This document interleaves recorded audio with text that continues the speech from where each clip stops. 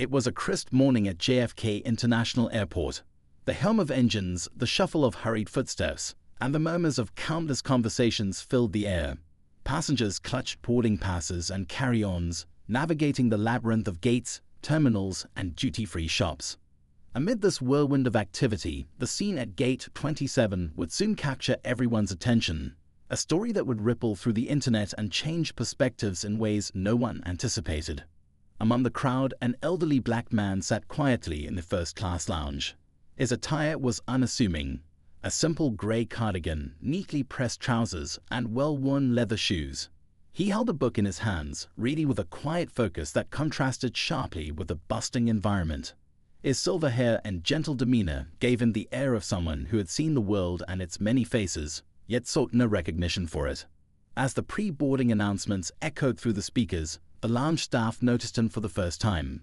A young attendant, dressed sharply in the airline's uniform, furrowed her brow and approached him. She glanced at his seat, then back at him, skepticism clear on her face. To her, he didn't fit the image of a typical first-class passenger. She hesitated for a moment before leaning down. "Excuse me, sir," she said, her tone polite but firm. "This lounge is reserved for first-class ticket holders. May I see your boarding pass?" The man looked up, his expression calm. Without a word, he reached into his pocket and handed over his ticket. The attendant scanned it quickly, and her face faltered. She glanced at the ticket, then at him again, her eyes narrowing as if trying to solve a puzzle.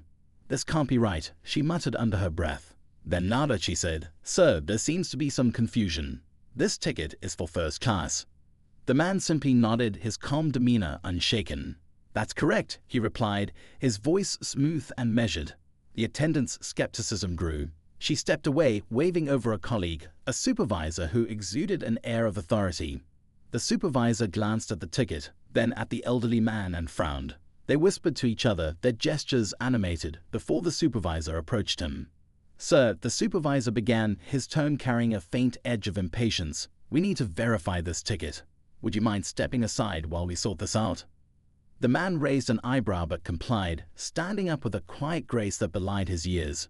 He followed them to the counter, where a small scene began to unfold. Other passengers in the lounge started to take notice, their curious glances adding to the tension. "I don't see why this is necessary," the man said softly. "The ticket should speak for itself." The supervisor ignored his comment, turning instead to the attendant. "Run this through again," he ordered. "There's got to be some mistake." As the ticket was scanned repeatedly, the murmurs in the lounge grew louder. Some passengers whispered among themselves, their speculation ranging from the man being an imposter to someone trying to pull off an elaborate stunt. The air grew thick with unspoken judgments. Finally, the supervisor looked up, his frustration evident. "Sir, this ticket is valid, but are you sure this is where you're supposed to be?" he asked, his tone dripping with condescension. The man's calm demeanor wavered slightly. He straightened his posture, a glint of steel entering his gaze. "Are you implying I don't belong here?" he asked, his voice still soft but carrying a weight that silenced those nearby. The supervisor hesitated, caught off guard. "It's just unusual," he stammered, "for someone like, well, someone dressed as you are to be in first class." The man said nothing for a moment, letting the words hang in the air. Then he smiled, a small, enigmatic smile that held no malice but conveyed volumes. "I see," he said finally. "Perhaps it's time we cleared this up." Before he could elaborate, a voice interrupted from behind. A flight attendant, her expression flustered and apologetic, hurried over. "What's going on here?" she asked, glancing between the man and the staff. The supervisor quickly explained the situation, his tone defensive. The flight attendant's face turned pale as she listened. She turned to the elderly man, her eyes wide with recognition. "Sir, I am so sorry," she began, her voice trembling slightly. "There's been a misunderstanding." But the supervisor interjected, "Wait, do you know him?" The flight attendant nodded, her expression a mix of disbelief and embarrassment. "Yes, I do. This is Mr. Charles Bennett, the owner of the airline." The lounge fell into stunned silence. The weight of her words settled over the room, leaving the staff and onlookers alike grappling with their shock. Charles Bennett, the unassuming man they had judged and questioned, was none other than the very person who owned the company they worked for. Charles, however, seemed unfazed. He looked at the staff, his gaze steady and thoughtful. "It seems we have much to discuss," he said, his tone kind but firm. As the realization sank in, the room buzzed with murmurs. The staff scrambled to make amends, their earlier confidence replaced by frantic apologies. But Charles didn't move or speak further, leaving everyone to wonder what his next words would be and what consequences they might face for their actions. The murmurs grew louder as the realization of Charles Bennett's identity swept through the lounge like a wave. The staff members who had initially approached him exchanged panicked glances, their faces pale with dread. Charles, still standing near the counter, surveyed the scene with a quiet calm that only added to the tension. He didn't rush to speak or chastise them. Instead, he let the weight of the moment settle over everyone, allowing their own discomfort to do the work. Behind him, passengers whispered furiously. Some pulled out their phones, capturing what they assumed was the aftermath of an extraordinary encounter. A few even speculated aloud, their voices just low enough to avoid being outright disrespectful. "I can't believe that's the owner," one woman said, clutching her designer handbag. "He doesn't look the part at all." "Exactly," her companion chimed in. "Who travels like that when they own the airline? No entourage, no flashy suit. It's bizarre." But for Charles, the scrutiny wasn't new. He had spent a lifetime navigating these assumptions, this quiet underestimation that followed him into boardrooms, conferences, and even casual interactions like this one. It had been both a burden and a weapon, a constant reminder of the world's biases and his ability to rise above them. The flight attendant, who had recognized him, stood awkwardly to the side, clearly unsure of how to proceed. She had hoped her revelation would diffuse the situation, but instead, it seemed to deepen the unease. The supervisor, now visibly sweating, fumbled for words. "Mr. Bennett," he began, his voice shaky, We had no idea it was you. Please accept our sincerest apologies. This was all just a misunderstanding." Charles turned his gaze to him, his expression unreadable. "A misunderstanding," he repeated, his tone gentle but firm. "Is that what we're calling it?" The supervisor's mouth opened and closed as though searching for a suitable response. Before he could speak, Charles continued, his voice cutting through the silence with ease. "I wonder," he said, "if this would have been a misunderstanding had I looked more like the people you expected to see in first class. Or perhaps if I had worn a suit that screamed wealth. Would we be having this conversation then?" The question lingered, heavy and unanswerable. The supervisor looked down, unable to meet Charles' eyes.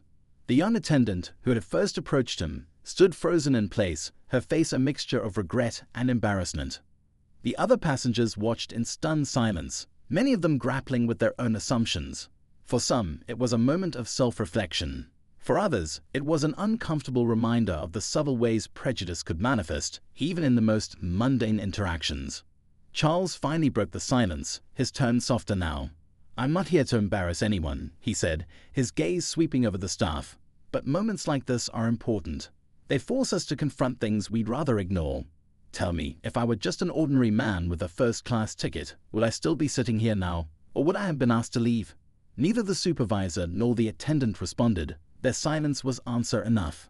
Charles sighed, his demeanor still calm, but carrying an undercurrent of disappointment. "You see," he continued, "this isn't about me. It's about the thousands of people who travel every day and experience moments like this without the privilege of owning an airline or having their identity revealed as a safety net. How do we treat them? What assumptions do we make?" The flight attendant, who had been quiet until now, stepped forward hesitantly. "Mr. Bennett," she said, her voice tinged with sincerity, "I truly believe the staff here meant no harm. But I understand your point, and I think we all have something to learn from this." Charles gave her a small nod, appreciating her courage to speak up. "Learning," he said, "is what matters. It's what makes moments like these worthwhile." The tension in the room began to ease, though the air was still thick with the weight of the conversation. Charles turned to the counter and picked up his book, his actions unhurried. He didn't need to raise his voice or demand immediate action. His presence alone was enough to command respect, a quiet strength that resonated more powerfully than anger ever could. As he made his way back to his seat, the staff scrambled to make amends. The supervisor whispered instructions to the attendant, who nodded quickly and hurried off. She returned moments later with a tray bearing a steaming cup of tea and a small plate of pastries. "Mr. Bennett," she said, her voice trembling slightly, "please accept this as a gesture of our deepest apology." Charles regarded her for a moment, then accepted the tray with a polite nod. "Thank you," he said simply. The other passengers continued to watch, some with curiosity, others with newfound respect. For many, the scene had been an eye-opening reminder of the assumptions they carried, assumptions that could lead to moments like this. As Charles settled back into his seat, he opened his book again, his calm demeanor unchanged. But his mind wasn't on the words in front of him. Instead, he was thinking about the larger implications of what had just unfolded. Moments like these, he knew, were more than just personal inconveniences.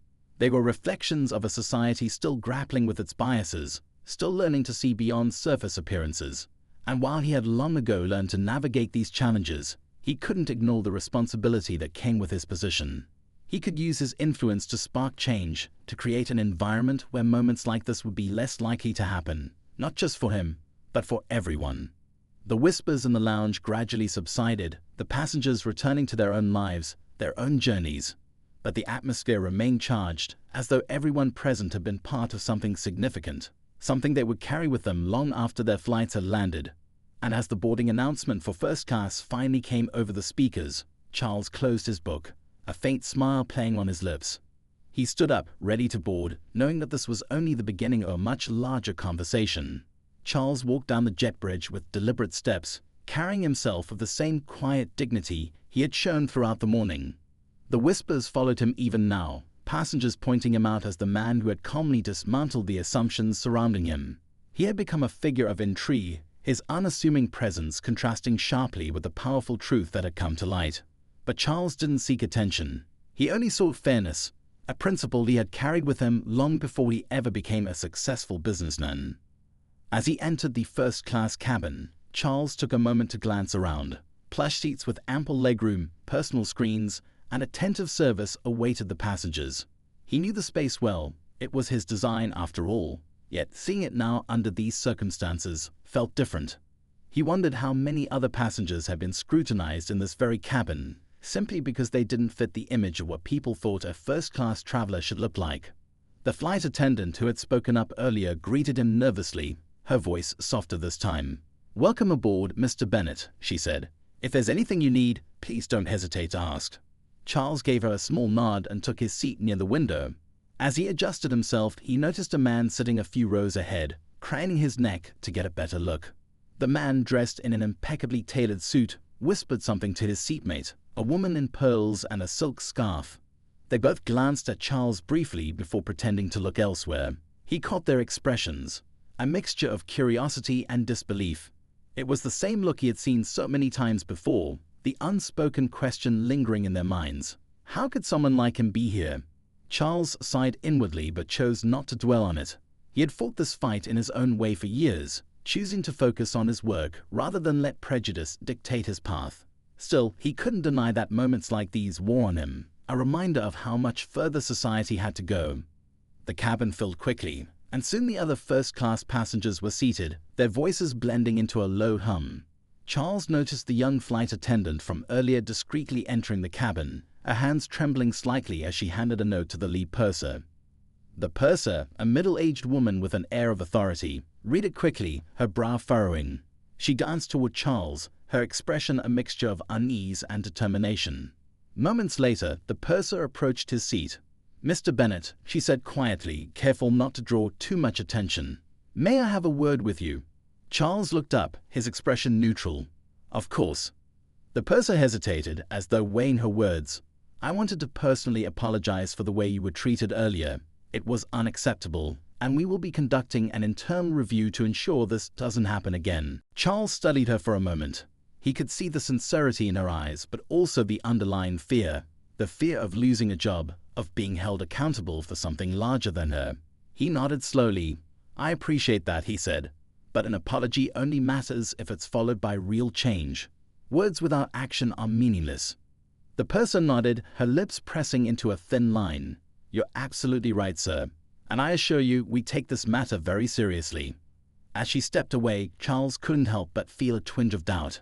He had heard similar promises before, assurances that often amounted to little more than damage control. Would this time be any different? Could one moment, one conversation, spark the kind of change he had been advocating for his entire career? The plane taxied to the runway, the engines roaring to life as it prepared for takeoff. Charles leaned back in his seat, closing his eyes and letting the vibrations of the aircraft wash over him. He thought about his journey to this point, the obstacles he had overcome, and the lessons he had learned. Growing up, he had been taught that respect was earned, not given. But what he had learned over the years was that respect was often withheld based on superficial judgments that had nothing to do with a person's character or worth. As the plane ascended into the sky, Charles opened his eyes and glanced at the passengers around him. Some were engrossed in their devices, while others flipped through magazines or chatted softly with their companions. Each person carried their own story, their own struggles and triumphs. Yet he wondered how many of them had ever felt the sting of being judged unfairly, of being seen as less than simply because of who they were. His thoughts were interrupted by a sudden commotion in the economy cabin. The muffled sound of raised voices filtered through the partition, drawing the attention of a few first-class passengers. Charles craned his neck slightly, trying to discern what was happening, but the noise subsided as quickly as it had begun. A few minutes later, the young flight attendant reappeared, her face flushed as she whispered something to the purser. The purser nodded curtly and walked briskly toward the back of the plane, leaving Charles to wonder what new drama was unfolding. The flight continued smoothly for a while, the tension from earlier seemingly dissipating. Charles returned to his book, though he found it difficult to focus. His mind kept drifting back to the incident in the lounge and the broader implications of what had transpired. He thought about the young attendant who had approached him first, her hesitation and discomfort a clear reflection of her inexperience. Had she learned something from this?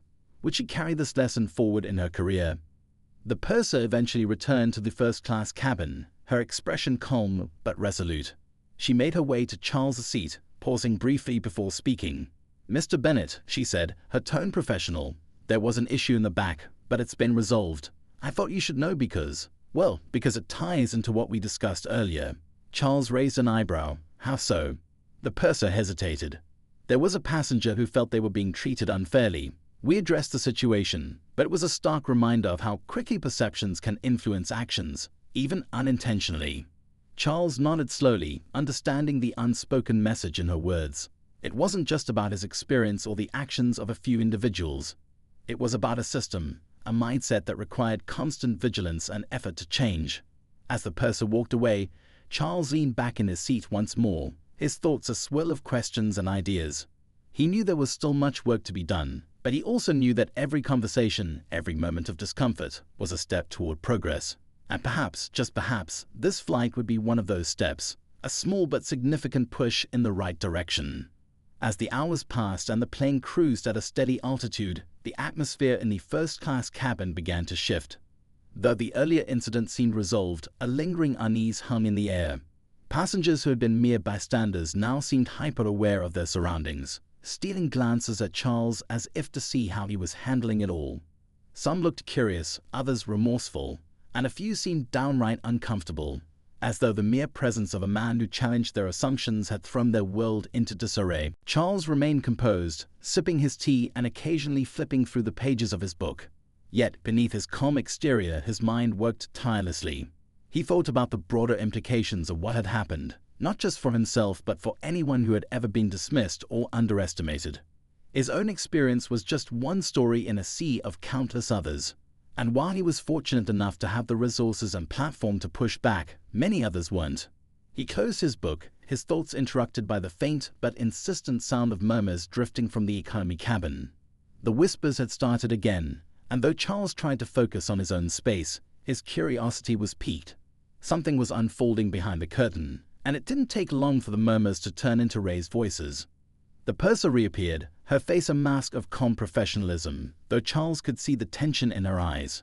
She moved quickly through the cabin, quietly reassuring the other first-class passengers that everything was under control. But the murmurs persisted, growing louder and more distinct with each passing moment. Charles leaned slightly in his seat, catching snippets of the conversation just as the purser disappeared into the economy section. "This is unacceptable. Treated like we don't belong here. Need to speak to someone in charge." The tone was unmistakable, anger mixed with frustration, the kind of frustration that came from feeling invisible or unheard. It was a feeling Charles knew all too well. He considered getting up, but he stopped himself, knowing his presence might complicate the situation further. Instead, he watched and waited, his intuition telling him that this was no ordinary dispute over seating or service. There was something deeper brewing, something that struck at the heart of the issues he had been reflecting on throughout the day. The purser re-emerged a few moments later, her expression tight and her movements brisk. She approached Charles again, this time with an air of urgency. "Mr. Bennet," she said quietly, leaning in so that others wouldn't overhear, "I need to inform you of something. There's a group of passengers in the economy cabin who are, well, they're quite upset. They feel they were treated unfairly when boarding, and they're demanding to speak to someone higher up." Charles studied her carefully. "And what exactly happened during boarding?" he asked, his tone measured. The purser hesitated. "It seems there was a misunderstanding about their seating assignments," she said carefully. "They believe it was due to certain assumptions made by the staff." Charles nodded slowly, his suspicions confirmed. "And now they want answers." "Yes," the purser admitted. "They're asking for someone to explain why they were treated the way they were. Normally, I would handle something like this myself, but given the context of this flight and your unique position, I thought it might be appropriate to involve you." Charles considered her words carefully. He understood the weight of what she was asking. This wasn't just about resolving a dispute. It was about addressing a systemic issue in real time under the watchful eyes of dozens of passengers. And while he hadn't asked to be in this position, he also knew he couldn't shy away from it. "Lead the way," he said finally, setting his book aside and standing up. The purser looked relieved, though her nerves were still evident as she escorted him toward the back of the plane.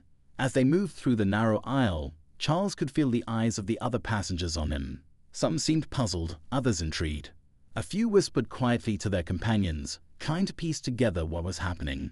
When they reached the economy cabin, the source of the commotion became immediately clear. A small group of passengers, all seated in the middle rows, were standing and speaking animatedly with a flight attendant.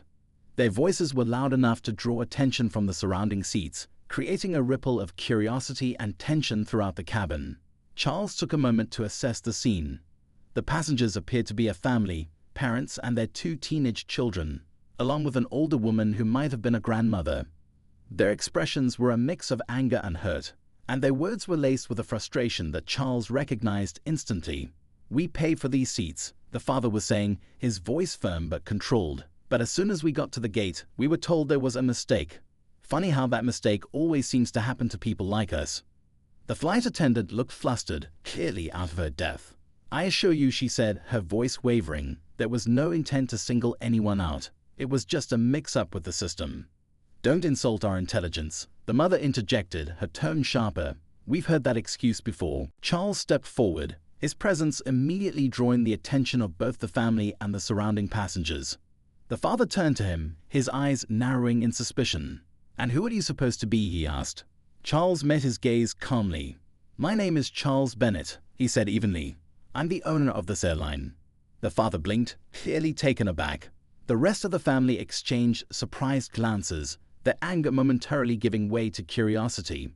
Around them, the other passengers began murmuring again. The realization of who Charles was rippling through the cabin. "I came back here because I heard your concerns," Charles continued, his voice steady but firm. "I'd like to hear more about what happened." The father hesitated, clearly unsure of how to respond. But after a moment, he nodded and began recounting their experience, how they had booked their seats months in advance, only to be told at the gate that there had been an error. How they had been reassigned to less desirable seats without explanation. And how, when they questioned the decision, they felt dismissed and ignored. As Charles listened, he could feel the weight of their words. This wasn't just about one family or one flight. It was about a pattern of behavior, a deeply ingrained issue that couldn't be solved with a simple apology. He could see the pain in their eyes, the frustration of feeling unseen and unheard. When the father finished speaking, the cabin fell silent, all eyes on Charles as they waited to see what he would say. The tension was palpable, the air thick with anticipation. Charles took a deep breath, knowing that his response in this moment could either diffuse the situation or escalate it further. But one thing was clear. This wasn't just about resolving a conflict. It was about taking a stand for something much larger. Charles stood in the middle of the aisle, his calm demeanor a sharp contrast to the tension rippling through the cabin. The eyes of every passenger in the economy section were on him, their anticipation thick in the air. He knew that this moment demanded more than just words. It required action, and the right words could make or break the fragile balance hanging in the atmosphere. "Thank you for sharing your experience," Charles said, his voice steady but filled with the weight of sincerity. "What you described isn't just a mistake. It's a failure, a failure to treat every customer with the dignity and respect they deserve, and I take full responsibility for that." The father's hardened expression softened slightly, though suspicion lingered in his eyes. Before he could respond, a voice from behind Charles interrupted. "Excuse me, Mr. Bennett." It was the young flight attendant, her earlier hesitation replaced by a quiet determination. She stepped forward, holding a tablet in her hands. "I thought you should see this." Charles turned, his brow furrowing slightly as he took the tablet. The screen displayed an internal message log, notes between gate agents and the flight crew. As he scrolled, his jaw tightened. One particular line stood out, written in shorthand but unmistakably clear. "Passenger profile flagged for possible irregularities. Reassign as needed." It didn't take long for Charles to piece together what had happened. The family had been flagged for no legitimate reason other than an unspoken bias. This was no clerical error, it was a systemic issue, one that had festered unchecked despite his best efforts to build a company rooted in fairness. The realization hit him like a punch to the gut.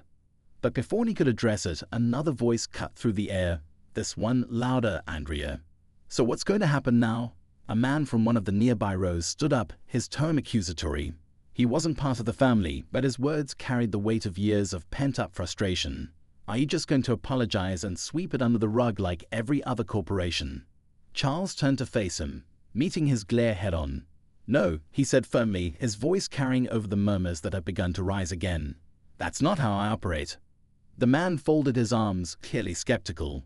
"We'll see about that," he muttered, but he sat back down, his challenge lingering in the air. Before Charles could address the family again, the plane jolted slightly, a reminder that they were still cruising thousands of feet above the ground. The seatbelt sign dinged on, and the captain's voice crackled over the intercom. "Ladies and gentlemen, this is your captain speaking. We're encountering some unexpected turbulence. Please remain seated with your seatbelts fastened." The announcement drew a collective groan from the passengers, but the timing couldn't have been worse. The tension in the cabin was already palpable, and the sudden turbulence only added to the unease. Charles could see it in the faces around him, fear mingled with frustration, a potent mix that threatened to boil over. As he steadied himself against the swaying plane, Charles noticed something else. A woman in one of the middle rows clutching her armrest tightly, her knuckles white. Her breathing was shallow, her eyes darting around nervously. She looked on the verge of panic. Without hesitation, Charles crouched down beside her, his voice gentle but reassuring. "Ma'am, are you okay?" She shook her head, her voice barely above a whisper. "I don't like flying. I only came on this trip because it's my son's graduation." Charles nodded, his tone calming. "That's a wonderful reason to travel. And I promise, the turbulence will pass. You're safe here." The woman glanced at him, her fear giving way to faint recognition. "You're the man, the one they were talking about up front." Charles offered a small smile. "Just another passenger trying to get to the same destination," he said simply. Her breathing began to steady, but the moment was short-lived. The plane jolted again, more violently this time, eliciting gasps and startled cries. The intercom crackled once more, but this time the captain's voice carried a note of urgency. "Flight crew, please take your seats immediately." Charles straightened, his focus shifting back to the cabin. The turbulence had escalated, and with it, the simmering tension among the passengers. He could feel the collective anxiety rising, each jolt of the plane a reminder of their vulnerability. But then something unexpected happened. One of the teenagers from the family in question stood up, her voice cutting through the chaos. "Why does it always have to come to this?" she said, her tone a mix of anger and exasperation. "Why do we always have to fight to be treated like everyone else?" Her words hung in the air, a raw and unfiltered truth that resonated with more than just her family. Around the cabin, heads nodded in silent agreement. Even those who had remained quiet until now seemed to shift uncomfortably in their seats, as though her statement had struck a nerve. Charles felt the weight of her words settle on his shoulders. He had built this airline to connect people, to bring them closer together. But in moments like this, he was reminded of how far they still had to go. And as he looked around the cabin, he realized that the conflict wasn't just about one family or one flight. It was about something much larger, a fight for equality, for respect, for dignity. The plane jolted again, and the cabin lights flickered briefly. A few passengers let out nervous laughs, while others clutched their armrests tightly. But through it all, Charles remained standing, his resolve hardening with each passing moment. He didn't know how this flight would end, but one thing was certain. He wouldn't let this opportunity slip away. This wasn't just about addressing the immediate conflict. It was about setting the stage for meaningful change, no matter how turbulent the journey.